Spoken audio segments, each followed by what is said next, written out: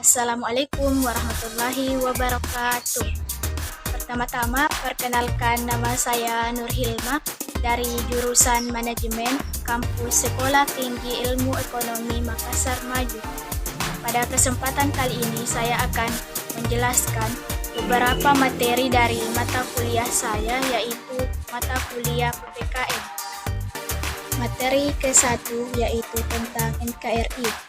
NKRI atau Negara Kesatuan Republik Indonesia merupakan negara kesatuan yang berbentuk republik dengan sistem desentralisasi.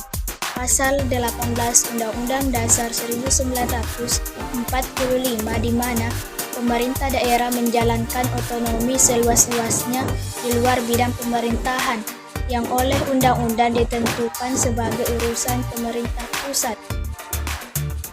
Negara Kesatuan Republik Indonesia atau NKRI disebut pula sebagai Nusantara, yang berarti negara kepulauan di mana Indonesia terdiri dari ribuan pulau dari Sabang hingga Merauke. Maka dari itu Indonesia mempunyai semboyan Bhinneka Tunggal Ika yang artinya berbeda-beda tetapi tetap satu. Ya, meskipun di Indonesia terdapat berbagai jenis suku, adat, ras, agama, budaya, tetapi kita tetap satu. Tujuan NKRI menurut pembukaan Undang-Undang Dasar 1945 yaitu pertama, melindungi segenap bangsa Indonesia dan seluruh tumpah darah Indonesia, dan yang kedua, memajukan kesejahteraan umum, dan yang ketiga, mencerdaskan kehidupan bangsa, dan yang keempat, ikut melaksanakan ketertiban dunia yang berdasarkan kemerdekaan, perdamaian abadi, dan keadilan sosial. Materi kedua yaitu tentang nilai-nilai Pancasila dalam staf fundamental. Staf fundamental norma adalah landasan umum dari suatu tatanan hukum, undang-undang dasar. Berdasarkan undang-undang dasar tersebut, terbentuklah suatu undang-undang yang memberikan wewenang untuk membentuk suatu peraturan. Makna nilai dalam Pancasila yaitu 1. Nilai ketuhanan. Nilai ketuhanan yang Maha Esa mengandung arti adanya pengakuan dan keyakinan bangsa terhadap adanya Tuhan pencipta alam semesta. Dengan nilai ini menyatakan bangsa Indonesia merupakan bangsa yang religius, bukan bangsa ateis. Nilai ketuhanan juga memiliki arti adanya pengakuan akan kebebasan memeluk agama, menghormati kemerdekaan beragama, tidak ada paksaan, serta tidak berlaku diskriminatif antar umat beragama. Yang kedua yaitu nilai kemanusiaan. Nilai kemanusiaan yang adil dan beradab memiliki arti kesadaran, sikap, dan perilaku sesuai dengan nilai moral dalam hidup bersama atas dasar tuntutan hati nurani dengan memperlakukan sesuatu hal sebagaimana mestinya. Yang ketiga yaitu nilai persatuan. Nilai persatuan Indonesia mengandung makna usaha ke arah bersatu dalam kebulatan rakyat untuk membina rasa nasionalisme dalam Negara Kesatuan Republik Indonesia. Persatuan Indonesia sekaligus mengakui dan menghargai sepenuhnya terhadap keanekaragaman yang dimiliki bangsa Indonesia. Yang keempat yaitu nilai kerakyatan. Nilai kerakyatan yang dipimpin oleh hikmat, kebijaksanaan dalam permusyawaratan atau perwakilan, mengandung makna suatu pemerintahan dari rakyat, oleh rakyat, dan untuk rakyat dengan cara musyawarah, mufakat melalui lembaga-lembaga perwakilan. Yang kelima yaitu nilai keadilan. Nilai keadilan sosial bagi seluruh rakyat Indonesia mengandung makna sebagai dasar sekaligus tujuan, yaitu tercapainya masyarakat Indonesia yang adil dan makmur secara lahiriah ataupun batiniah. Nilai-nilai dasar itu sifatnya abstrak dan normatif. Karena sifatnya abstrak dan normatif, isinya belum dapat dioperasionalkan. Agar dapat bersifat operasional dan eksplisit, perlu dijabarkan ke dalam nilai instrumental. Contoh nilai instrumental tersebut adalah Undang-Undang Dasar 1945 dan peraturan perundang-undangan lainnya. Materi ketiga yaitu nilai-nilai Pancasila dalam Undang-Undang Dasar Republik Indonesia. Pancasila merupakan dasar filsafat negara yang termuat dalam pembukaan Undang-Undang Dasar 1945. Dalam setiap hal dalam konteks penyelenggaraan negara harus sesuai dengan nilai Pancasila, termasuk peraturan, perundang-undangan, pemerintahan, sistem demokrasi, dan lainnya. Maka, dapat disimpulkan jika hubungan antara Pancasila dengan pembukaan Undang-Undang Dasar 1945 merupakan hubungan yang sifatnya formal.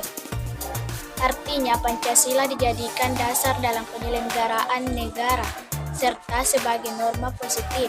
Pancasila memiliki kedudukan yang kuat dan tidak dapat diubah. Sedangkan pembukaan Undang-Undang Dasar 1945 berkedudukan sebagai tertib hukum tertinggi. Materi keempat yaitu Pancasila sebagai paradigma kehidupan dalam masyarakat berbangsa dan bernegara. Pancasila sebagai paradigma artinya nilai-nilai dasar Pancasila secara normatif menjadi dasar, kerangka acuan dan tolok ukur segenap aspek pembangunan nasional yang dijalankan di Indonesia. Pancasila bisa dikatakan sebagai paradigma karena Pancasila dijadikan landasan acuan metode, nilai dan tujuan yang ingin dicapai dalam setiap program pembangunan nasional. Pembangunan nasional dilaksanakan dalam rangka mewujudkan kemakmuran masyarakat Indonesia. Usaha untuk tetap menegakkan Pancasila sebagai filsafat, ideologi, pandangan hidup, dan dasar negara dalam kehidupan bermasyarakat, berbangsa, dan bernegara adalah dengan menjadikan Pancasila dan nilai-nilai yang terkandung di dalamnya sebagai pedoman dalam kegiatan berbangsa dan bernegara. Pancasila merupakan asas normatif untuk kehidupan bermasyarakat, berbangsa, dan bernegara. Pancasila adalah tonggak yang dijadikan sebagai paradigma atau kerangka berpikir masyarakat dalam menjalani kehidupan yang berkenan dengan kegiatan sosial dan berbagai aspek yang ada dalam kehidupan bermasyarakat, berbangsa, dan bernegara. Aspek-aspek tersebut meliputi aspek politik, sosial budaya, ekonomi, hukum, kehidupan beragama, dan iptek. Materi terakhir yaitu tentang Bhinneka Tunggal Ika. Makna dari Bhinneka Tunggal Ika yaitu meskipun berbeda-beda tetapi pada hakikatnya bangsa Indonesia tetap adalah satu kesatuan.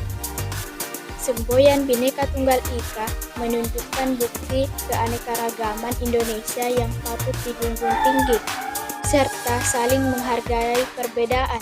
Perbedaan bukan alasan untuk saling memecah belah ikatan persaudaraan.